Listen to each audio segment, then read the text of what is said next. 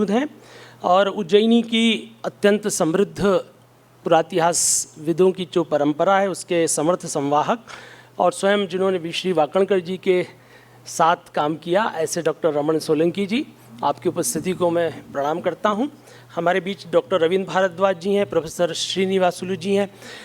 इस विश्वविद्यालय के, पाणिनि विश्वविद्यालय के सभी सुधी प्राध्यापक वृंद बैठे हुए हैं।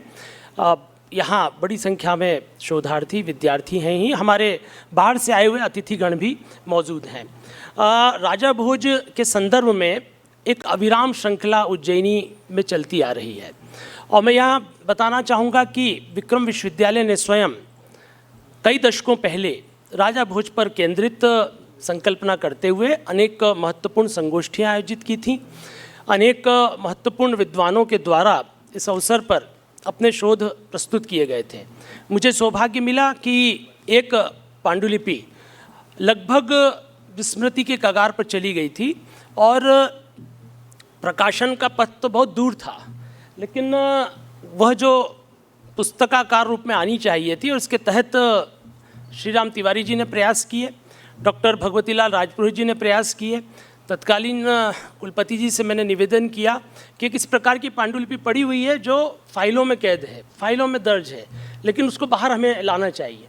तो मुझे सौभाग्य मिला कि भारतीय विद्या और राजा भोज एक बहुत महत्वपूर्ण ग्रंथ जो है वो प्रकाशित हुआ। मैं अपेक्षा करूंगा कि प्रत्येक जो भी भोज साहित्य के प्रेमी हैं उनको अवश्य वो ग्रंथ देखना चाहिए। उसमें बहुत महत्वपूर्ण शोध पत्र पूर्व में प्रकाशित हुए हैं और इसी श्रृंखला में अनेक महत्वपूर्ण कार्य सम्राट विक्रमादित्य शोधपीठ के द्वारा किए गए हैं और उसी का एक अद्यतन सोपान आज हमारे बीच में है। मुझे शुभम जी ने कहा था कि भोज कालीन जो वास्तु है उसके जो अल्पचर्चित या अचर्चित जो पृष्ठ हैं उन पर मुझे बात कहनी है। चूँकि मुझे उस दिन बाहर रहना है प्रवास पर और आज आपने यहाँ पर एक विशेष व्यवस्था के तहत मुझे यहाँ पर बांध दिया, तो बहुत सूत्र में अपनी बात को मैं उसी संदर्भ से जोड़ता हुआ रखना चाहूँगा। यहाँ मैं ये निवेदन करना चाहूँगा कि जब हम लोग वास्तुशास्त्रीय नगर नियोजन की चर्चा करते हैं, राजा भोज के अवदान की चर्चा करते हैं, तो मेरे सम्मुख 4 प्रकार के साक्ष्य प्राप्त हुए हैं। पहला जो महत्वपूर्ण साक्ष्य है वह है हमारे पुरातात्विक साक्ष्य, जिसमें हम लोग तमाम प्रकार के निर्माणों को हम देख रहे हैं। हम लोगों को अनेक नगर, हम लोगों को अनेक बावलियाँ, अनेक प्रकार के सरोवर, देवालय, ये तमाम चीज़ें जो है वो उपलब्ध होती हुई दिखाई देती हैं। इसका मतलब यह है कि जो हमारा वास्तुशास्त्रीय जो नियोजन रहा है नगर का, उसके स्पष्ट पुरातात्विक साक्ष्य मौजूद हैं। दूसरा महत्वपूर्ण साक्ष्य मेरे सम्मुख आया वो था ऐतिहासिक साक्ष्य, जिसमें मैंने ये पाया कि बहुत सारे ऐसे इतिहास के ग्रंथ हैं, बहुत सारे ऐसे अभिलेख हैं, बहुत से ऐसी मुद्राएं हैं, मुद्रांक हैं, जिनके माध्यम से हमें भोजकालीन जो हमारा वास्तु नियोजन है उसकी जो संकल्पना है उसके बहुत सारे साक्ष्य मिलते हैं। तीसरा महत्वपूर्ण साक्ष्य मिला मुझे साहित्यिक साक्ष्य के रूप में। बहुत सारे ऐसी रचनाएं हैं, बहुत सारे इस प्रकार के ग्रंथ हैं। और स्वयं भोज ने श्रृंगार मंजरी कथा पढ़े तो आपका मतलब रोमांच उत्पन्न हो जाता है कि वो जो करते थे उसको फिर वो कविता के माध्यम से भी प्रत्यक्ष कर देते थे। तो धारा नगरी का जितना सुंदर वर्णन श्रृंगार मंजरी कथा में मिलता है, उससे स्पष्ट होता है कि एक व्यक्ति निर्मित भी कर रहा है और फिर उसके बारे में रचनात्मकता के साथ उसके जो महत्वपूर्ण पक्ष हैं उनको काव्य के माध्यम से भी रेखांकित कर रहा है। तो साहित्यिक साक्ष्य बड़े पैमाने पर मिलते हैं और एक परंपरा हमारे सामने आती है। चौथा, इन सबसे बड़ा जो साक्ष्य जो मुझे मिला वो है लोक साक्ष्य। क्या होता है कि पुरातत्व कई बार ओझल हो जाता है, उसकी दृष्टि में बहुत सारी चीज़ें, साहित्य की दृष्टि से भी कई बार ओझल हो जाता है, कई बार इतिहासकार उसके बारे में चर्चा नहीं करते, लेकिन लोक साक्ष्य बताता है कि ये भोज का है, यह परमार काल का है। और ऐसे मुझे बहुत सारे स्थल मिले जहाँ पर मैंने स्वयं ने जाकर के न केवल समन्वेषण किया, उसके संदर्भित महत्वपूर्ण सामग्री जब जुटाई, उनको फिर आलेखबद्ध करके कई महत्वपूर्ण जर्नल्स में वो प्रकाशित भी हुए। तो शुभम जी, धन्यवाद आपका कि आपने उन अल्प चर्चित अचर्चित जो है जो नियोजन के जो तमाम सरोकार हैं उनको लेकर के मुझे यह कहने का अवसर दिया। तो चारों ही साक्ष्यों को हमें देखना होगा जब हम लोग वास्तुशास्त्री नगर नियोजन की बात करें। स्वयं भोज के द्वारा परिकल्पित नगर, भोज के द्वारा परिकल्पित देवालय, भोज के द्वारा परिकल्पित विभिन्न प्रकार के जल स्रोत, उन सबका यदि हम सम्यक प्रकार से आकलन करें तो बहुत सारे महत्वपूर्ण तथ्य उजागर होते हैं।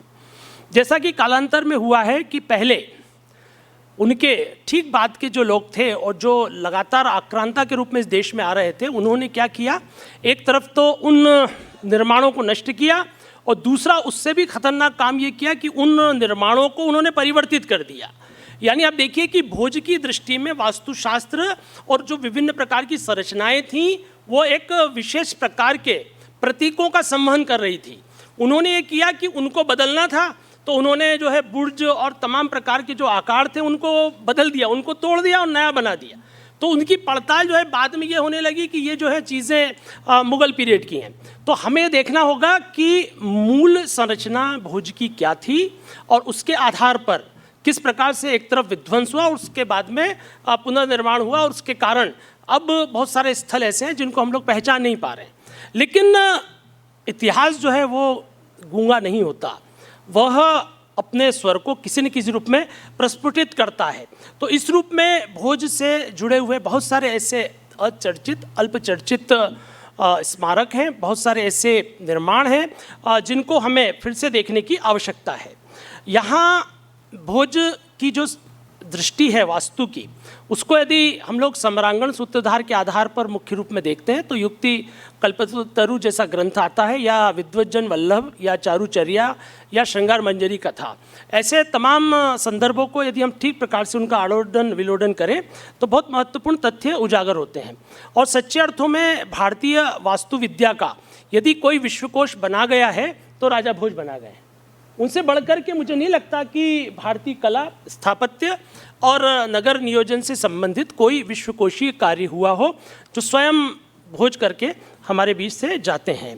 उन्होंने उन प्रतिमानों को न केवल गढ़ा, न केवल पूर्वागत जो प्रतिमान थे उनका समयानुरूप जो है पुनराविष्कार किया, वरन स्वयं उनके आधार पर उन्होंने अनेक नगरों की संकल्पना की। उसमें उज्जैनी की हम लोग चर्चा करते हैं। उज्जैनी का जो मूल स्वरूप रहा है वो भोज की जो संकल्पना है उसके अनुरूप बैठता है।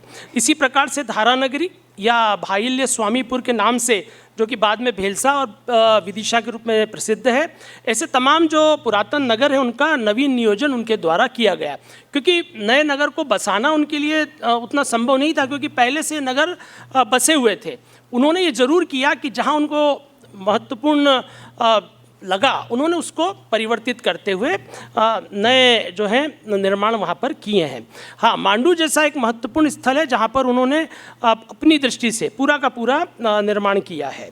इसी प्रकार भोजपुर रायसेन जिले में, भोपाल जिसकी चर्चा अभी हमारे पूर्व वक्ता ने की, ऐसे अनेक सुविशाल नगर उनके द्वारा बसाए गए। फिर राजा भोज ने यह किया है कि जहाँ जहाँ नगर नियोजन उन्होंने किया है वहाँ पर जल संरचना को महत्व दिया है, और जल संरचनाओं को न केवल उन्होंने निर्मित किया वरन उसकी निरंतर आपूर्ति भी रहे जल की, इस दिशा में भी उन्होंने बहुत महत्वपूर्ण कार्य किया। आप सोचिए कि कोई व्यक्ति किसी नगर में 13 तालाब बनाए, किसी नगर में 7 तालाब बना दे या उनका जो है पुनर्निर्माण कर दे, तो इसका मतलब है कि जल जो है उनकी दृष्टि में सबसे महत्वपूर्ण तत्व है। यदि जल संरक्षित रहेगा, जल का प्रबंधन होगा, तो वासस्थान जो है वो निरंतर बना रहेगा। वहाँ का जो है प्रकृति, वहाँ का पर्यावरण और वहाँ के जो मनुष्य हैं वो बहुत आनंद के साथ वहाँ पर रहेंगे। फिर उन्होंने इस बात पर भी ध्यान दिया कि जो देवालय उन्होंने निर्मित किए हैं उन देवालयों की संरचना के अनुरूप उन्होंने वास्तुशास्त्रीय नियोजन नगर के निर्माण का किया है। यानी उनके जितने भी नगर नियोजन हमारे सामने आते हैं वो सभी के सभी प्रतीक गर्भ हैं, यानी उसमें कोई न कोई प्रतीक जो है किसी गर्भ में छिपा हुआ है। जैसे शैव परंपरा से जुड़ा हुआ यदि नगर है तो उसकी निर्माण वैसा करते हैं। यदि शाक्तपीठ है, मुझे एक बहुत महत्वपूर्ण शाक्तपीठ मिला परमार कालीन जो प्रायः अलक्षित सा रहा, जिसकी आपने चर्चा करनी चाहिए, कराड़िया। ये जिला जो है रतलाम का जो एक तहसील है आलोट, उसमें स्थित है कराड़िया। वो कराड़िया जो है वो जिला मुख्यालय से लगभग 90 किलोमीटर दूर पड़ता है और आलोट से लगभग 14 किलोमीटर के पास पड़ता है। उस स्थान पर संयोगवशात हम लोगों का जाना हुआ, क्योंकि हम लोग इस दिशा में खोज के लिए निकले थे कि शायद मेघदूत में जिस गिरी की चर्चा मिलती है उसका संदर्भ जो है वो यहाँ मिल सकता है उस क्षेत्र में। और शिपावरा जहाँ पर कि शिप्रा और चंबल का संगम होता है उसके निकट की हम लोग संभावना लेकर निकले थे। खैर वो स्थान तो यहाँ नहीं था, लेकिन हाँ कराड़िया जैसा एक महत्वपूर्ण परमार कालीन जो है बस्ती हमको मिली। और उस बस्ती की सबसे बड़ी विशेषता यह थी कि जैसा कि मालवा क्षेत्र में कराड़ का मतलब होता है किसी नदी या किसी तालाब का कराड़, उसका बगल का हिस्सा। तो आप देखिए कि हम लोग रोमांचित हो गए कि हम क्या खोजने निकले और क्या हमको मिल गया। और लगभग 2 दशक हो गए इस बात को। वो जो कराड़िया है वह एक तरह से परमार कालीन जो वास्तु योजना है उसका एक बहुत महत्वपूर्ण प्रमाण हमारे सामने उपलब्ध होता है। यद्यपि बड़े बड़े नगरों की चर्चा हम लोग करते हैं, बड़े बड़े निर्माणों की चर्चा करते हैं, लेकिन मालवा क्षेत्र में ऐसे बहुत सारे निर्माण हमको मिलते हैं। इस कराड़िया क्षेत्र की विशेषता यह है कि जब हम लोग वहाँ जाते हैं तो एक नाला जो है गुजर रहा है, उसकी कराड़ है, उस कराड़ के पास में जो है वो शाक्तपीठ का निर्माण परमार काल में हुआ और उसके साथ में चतुष्कोणीय जो है संरचना भी हमको वहाँ पर मंदिर के निकट दिखाई देती है और अष्टकोणीय बावड़ी वहाँ पर मिलती है। अष्टकोणीय बावड़ी को जगह जगह से वहाँ पर अलग अलग प्रकार की प्रतिमाओं का जो है वहाँ पर जो है रूपांकन मिलता है।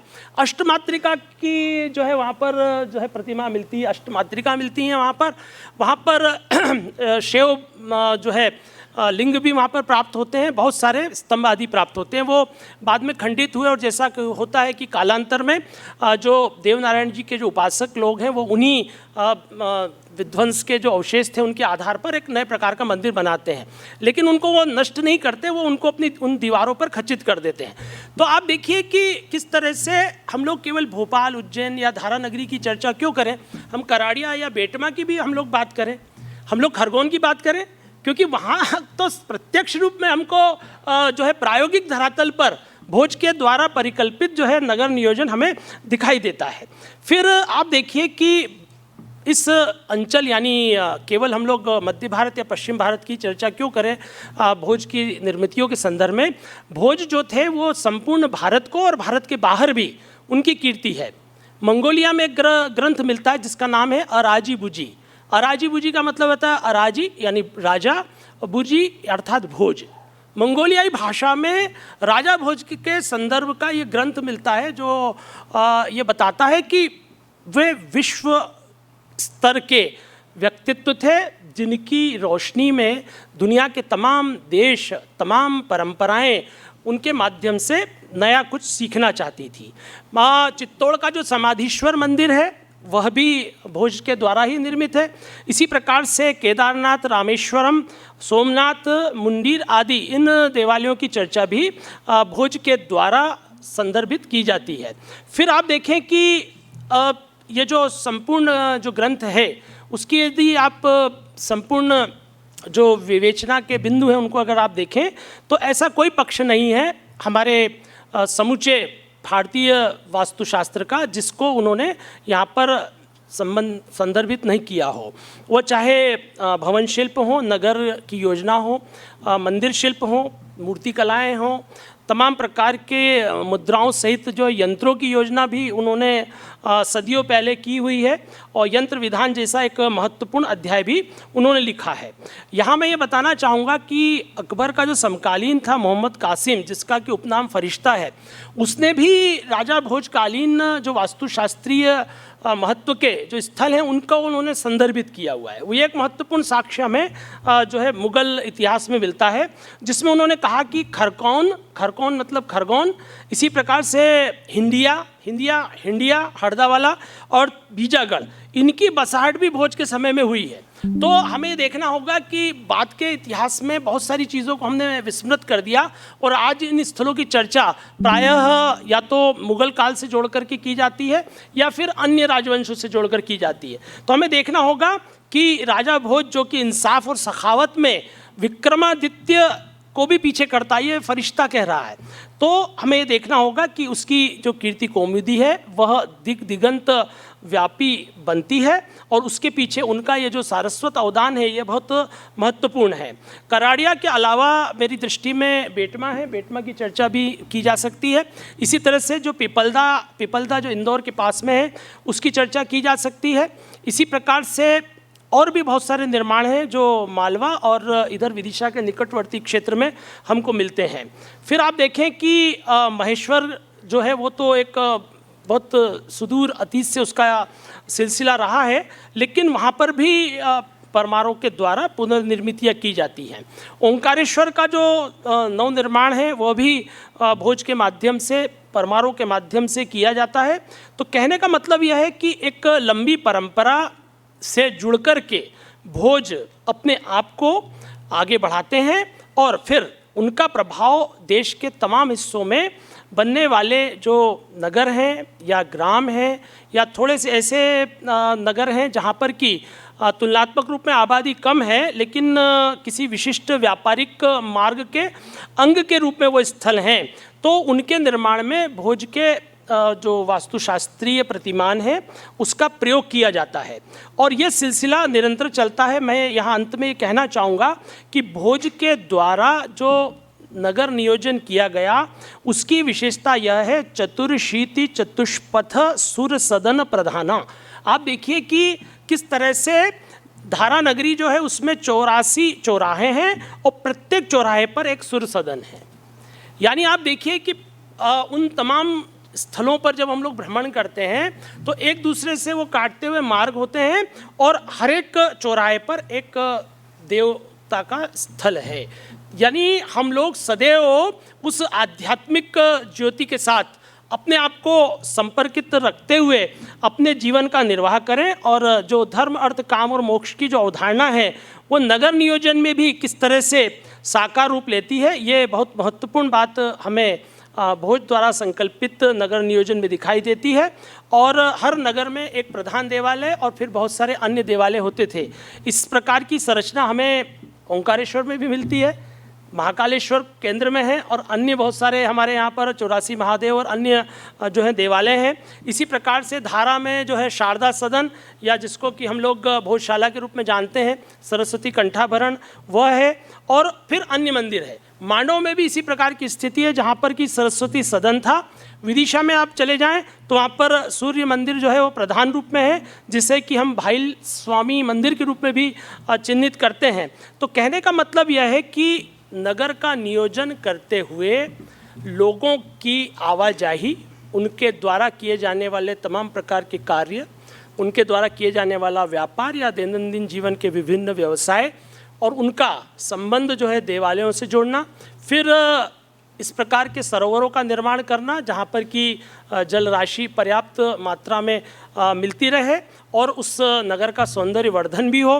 तो कहने का मतलब यह है कि भोज द्वारा परिकल्पित वास्तुशास्त्रीय जो प्रतिमान हैं उनके द्वारा परिकल्पित जो नगर नियोजन है वो समावेशी है और उसके आधार पर यदि हम लोग वर्तमान दौर में भी नगर की संरचना करें, किसी उपनगर की संरचना करें तो निश्चित तौर पर बहुत महत्व का होगा।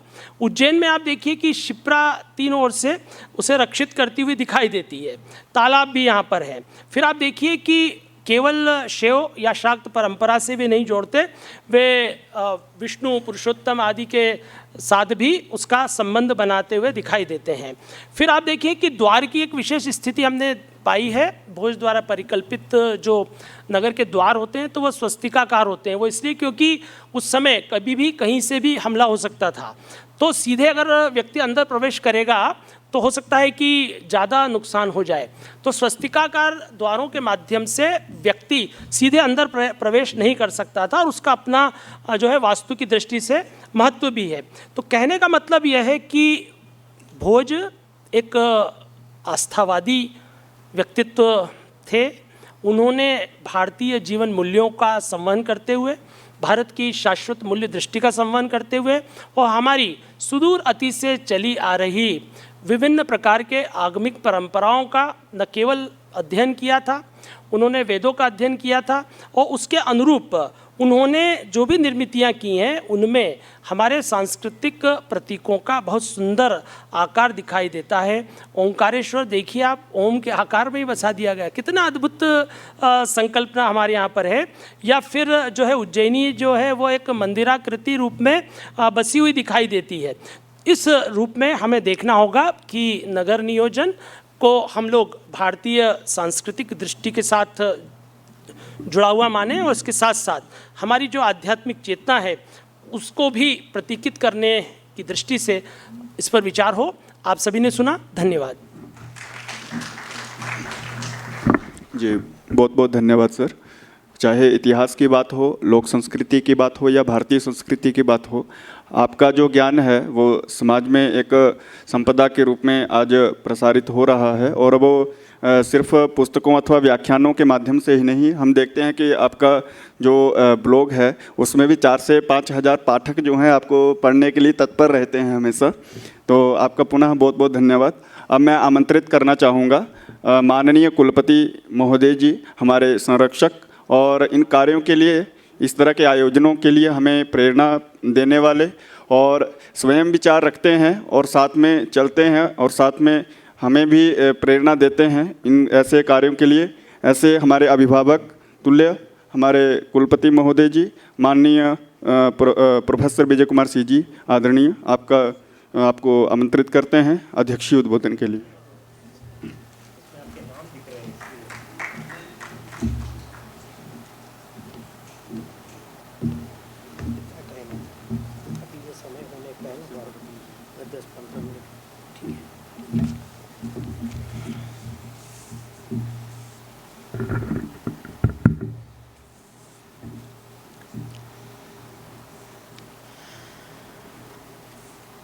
अवंतिकायां विहितावतारं मुक्तिप्रदानाय च सज्जनानाम् अकालमृत्यो परिरक्षणार्थं वंदे महाकाल महासुरेशं। येनाक्षरसमाम्नाय मधिगम्य महेश्वरात् कृष्णं व्याकरणं प्रोक्तं तस्मै पाणिनये नमः।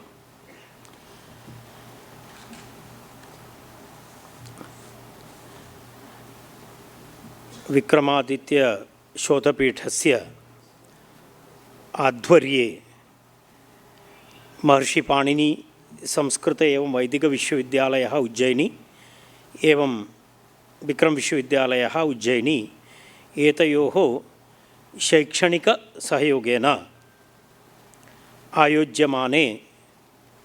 आयोज्यमानायाम् अन्ताराष्ट्रीय शोधसंगोष्ठ्यां वास्तुशास्त्रीय नगर नियोजनम् एवं राजा भोजः इति विषयम् आधारीकृत्य दिनत्रयात्मिका राष्ट्रीयसंगोष्ठी, अन्ताराष्ट्रीयसंगोष्ठी अत्र अधिमञ्चं विराजमानाः अस्माकं यदा वयं शैक्षणिककार्येषु सर्वदा राजाश्रयः इति किञ्चित् भवत्येव, तत्र राजाश्रयार्थम् अत्र मञ्चे विराजमानाः अस्माकं ज्येष्ठाः श्रीरामजी तिवारी महोदयाः, एतेषाम् उत्साहेन इदं कार्यमत्र प्रवर्तते। एवम् अद्यतन उद्घाटनसत्रे बीजवक्तव्य उपस्थापितवन्तः अस्माकं मित्रं प्रोफेसर् विनयकुमार पाण्डेय महोदयः। वस्तुतः अहं पूर्वं तदेव वदन् आसं, पूर्वविभागाध्यक्षः इति मुद्रितमस्ति, तद् एतस्य शरीरेण सह तद् न युज्यते, मिस्म्याचिङ्ग् भवति। कारणं तद् विश्वविद्यालयेषु प्रोफेसर् इति रोटेशन् भवति, तेन कारणेन अयं बहु युवा। अनन्तरं भारते विद्यमानेषु ज्योतिशास्त्र विद्वत्सु अग्रतमः अयं ज्येष्ठः चिन्तकः एषः अत्र पुरतः विद्यमानः। पूर्व विभागाध्यक्षः मत्सदृशजनानां योग्यः, मेरे सामने रखा तो थोड़ा मैचिंग होता है, उनके सामने वो बहुत मिसमैच हो रहा था। तो एवं अस्माकं परममित्रं अत्रत्य विक्रमविश्वविद्यालयस्य कुलानुशासकः प्रोफेसर् शैलेन्द्रजी शर्मा। अत्र वस्तुतः अत्र नाम दृश्यते, परंतु भाई साहब तो थोड़ा बाद में हम हमारे से बात करेंगे। श्री विनय दीक्षित जी इतिहास संकलन समिति के प्रांत के दायित्व है। और मेरे सामने जो उपस्थित ज्येष्ठ मंडली, इधर से देखें तो अपने पूरण सैगाल जी है, निर्भय पांडे जी है, नवीन झा जी है बैठे हैं हमारे सामने, हमसदर जी है, सोलंकी जी है, और हमारे एग्जीक्यूटिव काउंसिल के मेंबर श्री सुशील वाडिया जी बैठे हैं, मित्र गोखले प्रसाद नागपुर से आए हैं, सर्वे भी परिचिताः, परंतु सामान्य सभा मर्यादा इति दक्षिणे वदन्ति, तदाधारेण पुरतः ये विद्यमानाः उपलक्षणरूपेण तेषां नामानि अन्ये सर्वे मम परममित्राणि छात्राः प्राध्यापकाः सर्वेभ्यः नमांसि।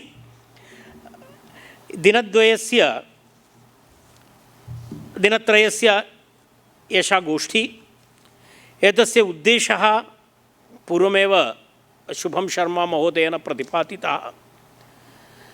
ये जो 3 दिन के ये संगोष्ठी में हम ये विचार करेंगे हमारे नगर नियोजन के जो भारतीय परंपरा में कौन से ग्रंथों में किस प्रकार के जो विवरण किया गया है, वो इसको आधुनिक परिप्रेक्ष्य में हमें इसको रीरीडिंग करना है, क्योंकि एक्सप्लोर द ट्रेडिशन यही होना चाहिए। एज इट इज़ तो हम कुछ भी नहीं कर पाएंगे, क्योंकि वो तो ज़माना चला गया, वो ज़माने में जो है वो तो हम उसका रिप्लिका तो नहीं बना सकते इसको। इसलिए मैंने ये शब्द का पुनर्विचार अथवा पुनर्वाचन करना चाहिए हमें।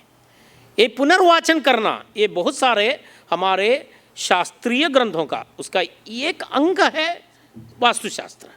ऐसे बहुत सारे विषय है हमारा, बहुत सारे विषयों में हमें इस तरह के पुनर्वाचन करने का एक प्रयास है ये। तो इसमें आज के ज़माने में और भविष्य की दृष्टि से, क्योंकि हमारे ऋषियों ने, हमारे आचार्यों ने जो ज्ञान परंपरा में जो प्रयास किया वो उस कालीन काल के लिए नहीं था। क्योंकि हम ऋषियों के बारे में जब बोलेंगे, ऋषियों के बारे में महत्वपूर्ण जो वाक्य है ऋषयः त्रिकालज्ञानिनः, ये इस आधार पर हमें यह ग्रंथों को देखना है। उनको भूत भी है, वर्तमान भी पता है, वो भविष्य को देखकर ही किया है। इसलिए आपने ये देख लीजिएगा, वेद, पुराण और रामायण महाभारत अब क्रमशः देखते हैं, उसके बाद ही हमारे जो अपरा विद्या जो रहता है उसका डेवलपमेंट हो रहा है। तो परा विद्या के आधार पर हम अपरा विद्या डेवलप किया हुआ राष्ट्र है ये इस राष्ट्र का बहुत महत्वपूर्ण जो पार्ट आता है। कितने आप ये वास्तुशास्त्र के जो बारे में भी हम देख लेंगे, तो आप देख लीजिएगा, मैं अभी देख रहा था, अभी इसमें जो वास्तुशास्त्र से मेरा ज़्यादा कोई संबंध नहीं है, वो मैं पहले माफ़ी मांग रहा हूँ, इसलिए इस विषय में ज़्यादा बोलने का मैं अधिकारी भी नहीं हूँ। सामान्य ज्ञान है, क्योंकि मेरा विषय तो संस्कृत व्याकरण है, और ये तो वास्तुशास्त्र का व्याकरण जानने वाले सामान्य बहुत सारे लोग मेरे सामने बैठे हैं, वो इस विषय में बात करेंगे। तो इसलिए मुझे उस विषय में ज़्यादा बोलना नहीं है, परंतु इसका पीछे की जो फिलॉसफी है वो थोड़ा हमें विचार करना पड़ेगा। और क्योंकि बाकी सभी जो बहुत सारे सेमिनार होता है, संगोष्ठी होता है, वो संगोष्ठी हॉल में ही वो समाप्त हो जाता है। मुझे ऐसा ही विचार नहीं है कि इस संगोष्ठी में जो कुछ भी उत्पन्न होगा, जो विचार आ जाएगा, वो विचार को हमारे समाज में कैसे हम इसका उपयोग करें, ये इस दृष्टि से हमें ये 3 दिन को इस बहुत जो महत्वपूर्ण गौरव से हमें इसमें चर्चा करना चाहिए। तो मैं देख रहा था कि जब हम देखेंगे तो रामायण में, मैं जो ऐसे बैठकर देख रहा था, तो रामायण में जो वास्तुशास्त्री इसमें जो चर्चा करने के जो मुद्दा जब आ जाता है, तब वास्तुशास्त्रीय नगर नियोजन में भारतीय परंपरा क्या रहे और उसमें से हमें क्या आगे लेकर जाना है। वास्तुशास्त्र में प्रतिपादित विषयों को आधुनिक परिदृश्य में विश्लेषण करना चाहिए और वास्तुशास्त्रीय अंगों का अवगमन करना चाहिए। क्योंकि वास्तुशास्त्र विषय, ये बोलने में बुरा मत मानिए, ये अर्धतज्ञ अथवा अतज्ञ लोगों के हाथ में ये विषय बहुत घूम रहा है। क्योंकि आप कोई भी वास्तुशास्त्र तज्ञ करके जो बोर्ड दिखता है, लोग अपने अपने एक प्रॉब्लम ऐसा है कि we are living in an uncertainty period, माने हमें एक अनसर्टिनिटी हमारे सामने है, कल क्या होगा, कल के बारे में विचार। ये अनसर्टिनिटी हमें इस तरह के बोर्ड की ओर हमें लेकर जाता है। उसमें बहुत सारे हैं, ये तो वास्तुशास्त्र के विषय में चल रहा है, इसलिए मैं वो नाम एक बताया। और ये वास्तुशास्त्र जो तज्ञ रहता है, ये वास्तुशास्त्र वाले रहता है, इनका एक ग्रुप रहता है, उसमें कोई इंजीनियर रहता है, कोई आर्किटेक्ट रहता है, कोई ये रहता है, वो रहता है। ये तो लोग पूरा को घर को तोड़ फोड़ करवा देंगे। ये तो मैंने देखा हूँ बहुत सारे इसमें। परंतु आप इनके मूल देखा, इनमें उसमें वास्तुशास्त्र विषय में इनके तज्ञता कितना है, इनको ओरिजिनल संस्कृत का ग्रंथों को पढ़ने का कोई कुछ आता है क्या? अगर आता है तो भी उसको आज की दृष्टि में उसको विश्लेषण करने की एक मानसिकता है क्या? ये सब हमें बहुत विचार करना है, क्योंकि बहुत सारे शास्त्र हमारा इस तरह में व्यभिचरित होने का एक कालखंड से हम गुजर रहा है। इसमें हमें सावधान रहना चाहिए, समाज को चेतावनी देना चाहिए, समाज को सावधानी से रहने को हमें बताना पड़ेगा। तो इसमें विश्वविद्यालयों का योगदान बहुत महत्वपूर्ण रहता है, क्योंकि हमें शैक्षणिक दृष्टि से, एकेडमिक दृष्टि से इस विषय को देखना है, व्यावसायिक दृष्टि से नहीं देखना चाहिए। तो इस तरह के एक शोध संगोष्ठी का एक महत्वपूर्ण जो भूमिका इसमें है। और मैंने ये देखा, मैंने आपको बताया कि तो आप देखेंगे तो रामायण से लेकर हमें जो नगर रचना के बारे में जो वेद में ज़्यादा उल्लेख तो इतना नहीं है, परंतु रामायण में जब आ जाएंगे तो 2 नगरों के बारे में वाल्मीकि ने बहुत सुंदर वर्णन किया है। बालकांड में 5वां जो सर्ग से लेकर तो अयोध्या के जो नगर वर्णन जो किया है, अयोध्या कैसे रहता है, अयोध्या का जो स्वरूप कैसा है, अयोध्या से कैकेयी के और जाने वाला नेशनल हाईवे के बारे में भी वाल्मीकि ने उसमें विवरण किया है। और इस प्रकार के पूरे जो उसके उद्यान वर्णन, ये सब जो हम देख सकते हैं कहाँ, ये अयोध्या कांड में। हम जब सुंदर कांड में जब आ जाएंगे, वैसे ही हमें ये भी दिखेगा लंका का जो सौंदर्य वर्णन किया है। इन्होंने पहले बताया इनके इसमें ये जो सेतु के बारे में, राम सेतु के बारे में जो उल्लेख किया उन्होंने, तो लंका का जो वर्णन है, ये भी नगर का जो लंका नगर जो पर्वत के ऊपर जो है, और पर्वत के ऊपर वो कैसे ये किया है, इसमें कितने जो इनका जो क्या बोलते हैं बाउंड्री कैसे है, इसमें कितने आयुधों का जो विन्यास किया है, ये सब उसमें पूर्ण रूप से इसमें विवरण कर दिया है। तो सुंदरकांड का ये जो बात है और बालकांड का, यही हम पहले जो देखते हैं तो वर्णन की दृष्टि से संस्कृत साहित्य में जो नगरों का बारे में ज़्यादा है। और वो महाभारत में जो आप आते हैं तो आपको यही पता है जो इंद्रप्रस्थ और इसका जो अंदर जो रचना का जो सौंदर्य, उसके अंदर के जो क्या बोलते हैं भ्रम पैदा करने टाइप का द्रौपदी का हास, ये सब जो संदर्भ तो हमें पता है। परंतु ये सब जो सामान्य उल्लेख करने के बाद हम थोड़ा अगर आगे आ जाता है तो हमें एक अच्छा विवरण जो इसके बारे में अर्थशास्त्र में नगर नियोजन के बारे में हमें मिलेगा। क्योंकि मैं एक क्रम से अर्थशास्त्र को इसलिए लिया क्योंकि ये 3000 BC के पहले के जो पार्ट रहता है, रामायण महाभारत तक का जो पार्ट रहता है, 3000 BC के बाद जब आ गया 500 AD तक का जो एक कालखंड जो रहता है, इस संदर्भ में हम पराविद्या के साथ साथ अपराविद्या का भी डेवलपमेंट करने को हमारे भारतीय परंपरा शुरू किया।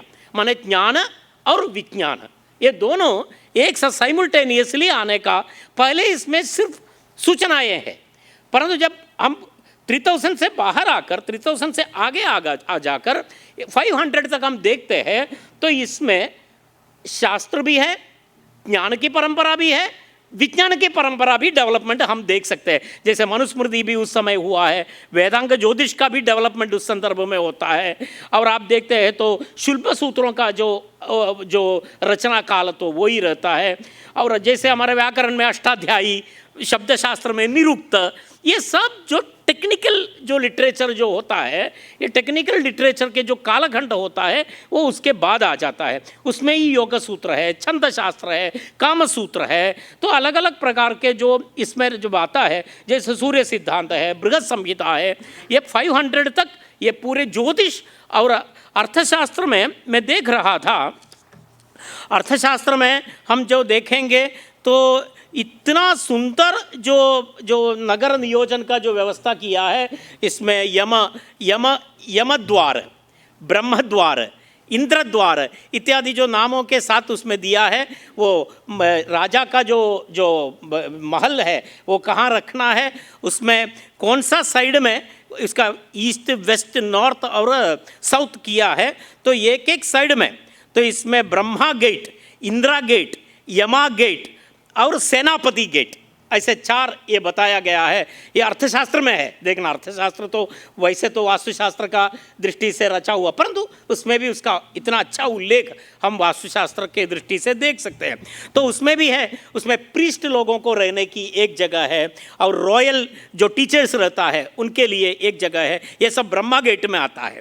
इंदिरा गेट जो देखा, इंद्र द्वार है, इंद्र द्वार में जो रहता है परफ्यूम्स जो बेचने का वाला जो लोगों का घर रहेगा, और उसके साथ साथ गार्लैंड्स, हार वगैरह जो माली जो रहता है उनका, और अलग अलग प्रकार के द्रव पदार्थों का जो विक्रय करने वाला, और इसके अलावा क्षत्रियों का जो वासव व्यवस्था है। तो क्षत्रियों के लिए एक वासव व्यवस्था, ब्राह्मणों का दूसरे वासव व्यवस्था, वो अपने अपने व्यवसाय के दृष्टि से। वैश्यों का एक जगह है, शूद्रों का दूसरे जगह है। तो इसमें आप ऐसा किसी को भी छोड़ा नहीं। एक यम द्वार जो रहता है, ये यम द्वार में मध्यशाला भी रखने की व्यवस्था उन्होंने बताया। राज्य में मध्यशाला कहाँ होना चाहिए वो तो उसके भी बताया गया है उसमें। तो इस तरह के उन्होंने अलग अलग फैक्ट्रीज कैसे बनाना है, ये सब जो यमद्वार के समय, क्योंकि वो नाम भी यमद्वार है और यमद्वार ही होता है मध्यशाला। ये जो फैक्ट्रीज बड़े बड़े जो आता है, तो इसका नाम और ये पता नहीं इन्होंने कैसे किया, तो दिख सकता है। और आगे जाते हैं तो सेनापति द्वार करके जो होता है। तो इस तरह के अच्छे उल्लेख हमें अर्थशास्त्र में मिल जाता है। तो ये 500 तक का जो कालखंड है, ये 500 तक कालखंड में वास्तुशास्त्रीय दृष्टि से मुख्यतः इसमें बताया गया है। और बाकी जो ज्योतिष ग्रंथों में जो बताया गया है वो अलग पार्ट है, मैं तो उसमें स्पर्श नहीं कर रहा। परंतु 500 से 18 तक का जो तीसरा जो स्तर है हमारा डेवलपमेंट का, वो कालखंड में बहुत सारे जो किताबें, समरांगण सूत्रधारा हो, और उसमें मानसारा जो ग्रंथ है, और उसके बाद मानसारा के बाद समरांगण सूत्रधारा, और उसके बाद काश्यप शिल्प सूक्त। हम भारतीय ज्ञान परंपरा के इसमें एक बार देखते हैं तो इतना जो उल्लेख है इसमें अलग अलग प्रकार के। तो मयमतम है, समरांगण, एक क्रम इधर स्टार्ट होता है कश्यप शिल्प से, कश्यप शिल्प है, नारद शिल्प शास्त्र है, और विश्वकर्मा प्रकाश है, मानसारा है, मयमतम है, समरांगण सूत्रधारा है, मनुष्यालय चंद्रिका तक। इतना जो 7 जो ग्रंथों का मुख्यतः हम इस आधुनिक परिप्रेक्ष्य से हमें इसको रीडिंग करना चाहिए। क्योंकि मैं देख रहा था तो इसमें कश्यप में एक एक वैशिष्ट्य भी रहता है। जैसे कश्यप सूत्र देखते हैं, treatise on architecture and iconography, वैसे ही prescriptions of the building of the temples, rules for making images of the deities, ये सब लेकर अब मनुष्यालय चंद्रिका तक जब आएंगे, पूर्ण रूप से हमारा एक भारतीय वास्तुशास्त्र परंपरा का जो क्या बोलेंगे हम, एक कैसे हमारा जो एक संप्रदाय जो है, ये संप्रदाय जो हमारे सामने ये इतने ग्रंथों के द्वारा रखा जाता है। बाकी बहुत सारे ग्रंथों में अलग अलग प्रकरणों के द्वारा ये विषय में चर्चा किया गया है। आज के परिस्थिति में हमें, और ये देख रहा था कि टाउन प्लानिंग के बारे में तो इसके बारे में भी अलग अलग प्रकार के जो हमारे परंपरा में, मैं इस विषय में मुख्य भाषण करने वाला नहीं हूँ, परंतु फिर भी मेरे उत्साह से कभी कभी इस मौके से कुछ पढ़ने का मौका मिलता है तो थोड़ा देख रहा था, तो मुझे आश्चर्य लगा कितने प्रकार के जो है डिज़ाइंस जो आपने इसमें बताया गया है। सामने बैठे हुए विद्वान लोगों को तो इसके बारे में ज़्यादा जानकारी है, मुझे पता है, मैं तो बालक हूँ इस विषय में। फिर भी मैं देख रहा था कि डिज़ाइन में दंडका एक डिज़ाइन है, दंडका, और दूसरा जो है नंद्यावर्ता करके है, सर्वतोभद्र है, ये सब प्रसिद्ध है। सर्वतोभद्र तो हमें प्रसिद्ध है, पद्मका, स्वस्तिका, प्रस्तरा इत्यादि इत्यादि, चारुमुख इत्यादि टाउन प्लानिंग के अलग अलग डिज़ाइन के द्वारा इस प्रकार के जो उल्लेख तो हमारे बहुत सारे ग्रंथों में जो मिल रहा है। तो ये सब पूर्ण रूप से मैं ये नहीं बोल रहा, मैं स्टार्टिंग का जो वाक्य है मेरा, मैं अभी भी वो दोहराता हूँ, ये एज इट इज़ करना हमारा उद्देश्य नहीं है। हमें ऋषियों का वो जो थर्ड जो व्यू है, मतलब भूत वर्तमान को रखते हुए उन्होंने भविष्य की दृष्टि से इसमें बिटवीन द लाइंस क्या बताया गया है, ये हमें अपने स्कॉलर्स को बैठकर पूर्ण गौरव से इसको अपने को चर्चा करना पड़ेगा। ये चर्चा में ये वास्तुशास्त्र तज्ञों का, इस विषय में जो विद्वान लोग हैं उनका, और इस क्षेत्र में अध्ययन करने वाले छात्रों का ये बहुत बड़ा एक दायित्व बनता है, ये ग्रंथों का पुनर्वाचन करने का और आधुनिक परिप्रेक्ष्य में इसको और विश्लेषण करना। एक्सप्लोर द ट्रेडिशन, यही मेरा ये आपके सामने बताने का है। एक्सप्लोर द ट्रेडिशन, हमें हमारे परंपरा को आधुनिक परिप्रेक्ष्य में कैसे यूज़ करने के लिए तैयार करना है। ये होना चाहिए ये संगोष्ठी का लक्ष्य, और ये होगा इसमें मुझे विश्वास है। और इस दृष्टि से हम इस विषय को देख लेंगे, और इसके साथ साथ हम थोड़ा इसके लिए संस्कृत का जोड़ा बेस भी बहुत अनिवार्य रहता है। ऐसा नहीं तो क्या ट्रांसलेशन से पूरा काम नहीं होता है। तो इस दृष्टि से हम थोड़ा संस्कृत का जो भूमिका और संस्कृत के विषयों में संस्कृत भाषा की दृष्टि से भी थोड़ा अपने उसके जानकारी तो प्राप्त होना चाहिए। ये सब इस संदर्भ में मैं आपके सामने रखने को चाहता हूँ। और देख रहा था भारत में 3000 एंशियंट मॉन्यूमेंट्स जो रहता है, आर्कियोलॉजिकल सर्वे ऑफ इंडिया उसका संरक्षण कर रहा है भारत में 3000। और इसके अलावा अलग अलग स्टेट गवर्नमेंट्स ने 8000, आपके जानकारी के लिए 8000 इस तरह के नेशनल लेवल के मॉन्यूमेंट्स जो रहता है, इसमें चर्चेस है, मॉस्क है, अथवा अलग अलग प्रकार के जो टॉम्स है, फोर्ट है, पैलेस है, ये सब जो गवर्नमेंट लेवल में ये कर रहा है। और आपके जानकारी के लिए ये बता रहा हूँ मैं, इस तरह के लाखों अंडरलाइन कर दीजिए, लाखों मॉन्यूमेंट्स भारत में अलग अलग प्रकार के मंदिर के रूप में होगा, छोटे छोटे मंदिर के रूप में होगा, अलग अलग प्रकार के होगा, अनाथ है, कोई नहीं देख रहे हैं, इसको भी संभालना सभी विषय गवर्नमेंट के ऊपर आधारित करके नहीं चलेगा। हमें ये देखना है कि हमारे राष्ट्रीय जो मानव बिंदु के रूप में जो कुछ भी है उसको संरक्षण करना हमारा ही कर्तव्य बनता है। हमें सर्वदा शासनोन्मुख होना नहीं है। शासन का एक लेवल है, वो एक लिमिट है, उसमें ही शासन रहेंगे, परंतु एक नागरिकों का कर्तव्य बनता है अपने मानव बिंदुओं का, अपने जो धरोहरों का जो संरक्षण करना। ये भी इस संगोष्ठी का एक संदेश के रूप में हम लेंगे। इतना बताते हुए इस संगोष्ठी को पूर्ण रूप से मेरे तरफ से अभिनंदन करते हुए, शुभकामनाएं देते हुए मेरे वाणी को मैं इधर विराम करता हूँ। जयतु संस्कृतम, जयतु भारतम। धन्यवादः।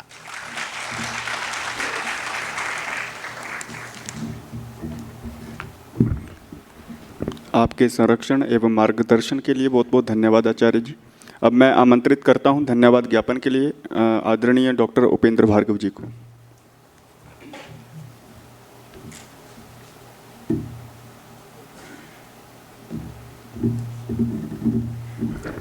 हरि ओम। शारदा शारदाम्भोजा वदना वदनाम्बुजे सर्वदा सर्वदास्माकं सन्निधिं सन्निधिं क्रियात्। अद्य विक्रमादित्य शोधपीठस्य महर्षिपाणिनि संस्कृतवैदिकविश्वविद्यालयस्य विक्रमविश्वविद्यालयस्य च संयुक्त आध्वर्यवे सम्पत्स्यमाना इयं वास्तुशास्त्रीया संगोष्ठी अन्ताराष्ट्रीया।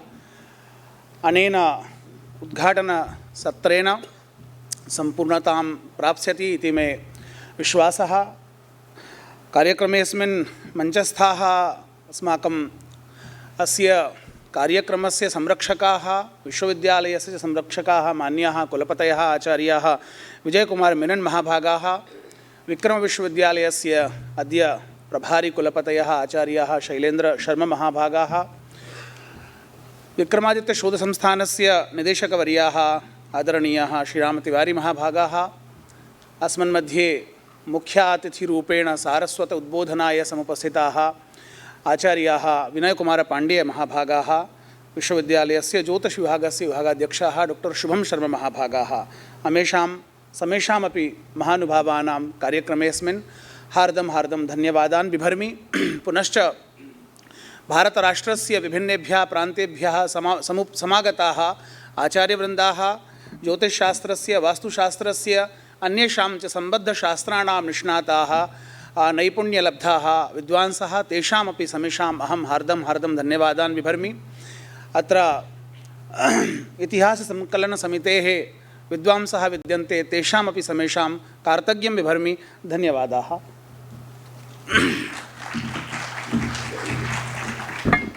बहुत बहुत धन्यवाद। इस सत्र का हम यही विराम करेंगे और ठीक 5 मिनट के अंतराल पर द्वितीय सत्र आरंभ होगा। शोध सत्र रहेगा जिसमें अध्यक्ष के रूप में रहेंगे आदरणीय प्रोफेसर हंसधर झा जी और साथ में रहेंगे नागपुर से पधारे हुए प्रोफेसर प्रसाद गोखले जी, पुरी उड़ीसा से पधारे हुए डॉक्टर श्रीनिवास पंडा जी। अविलंब चाय के बाद 5 मिनट के अंतराल में हम पुनः यहीं उपस्थित होंगे। धन्यवाद।